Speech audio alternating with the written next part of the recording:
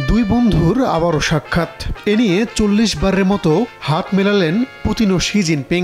চীন ও রাশিয়ার এই মধুর সম্পর্ক এখন ঘুম হারাম করেছে পশ্চিমাদের।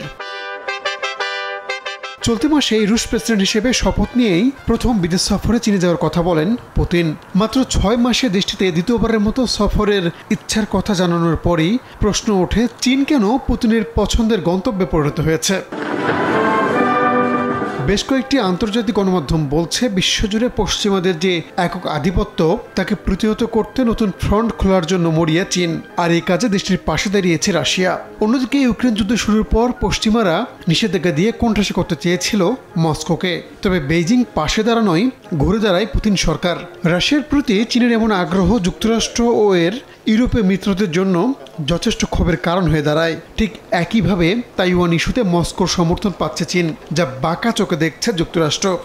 নগদে 500 টাকা বা তার বেশি পেমেন্টে পেতে পারেন ঢাকায় জমিসহ 20 কোটি টাকার পুরস্কার।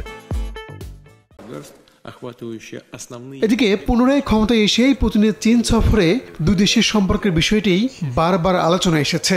দেশ দুটির মধ্যে বাণিজ্যিক সম্পর্ক আরো ঘনিষ্ঠ করতে একমত দুই নেতা। বর্তমানে রাশিয়ার অপরিশোধিত তেল ও গ্যাসের সবচেয়ে বড় বাজার চীন।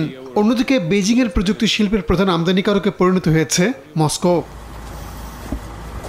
যুক্তরাষ্ট্রের অভিযোগ, রাশিয়াকে ক্ষেপণাস্ত্র, ট্যাঙ্ক, যুদ্ধবিমান তৈরির কাঁচামাল সরবরাহ করছে চীন, যেগুলো ব্যবহার করা হচ্ছে ইউক্রেন যুদ্ধে। চীনের সহায়তা না থাকলে যুদ্ধে রাশিয়া হুমকির মুখে পড়ত বলে মন্তব্য করেন মার্কিন পররাষ্ট্রমন্ত্রী। একই সঙ্গে স্নায়ুযুদ্ধের পর থেকে ইউরোপের নিরাপত্তায় দেখা দেওয়া সবচেয়ে বড় হুমকিতে উস্কানিমূলক সহায়তা দিচ্ছে চীন বলেও অভিযোগ করেন তিনি।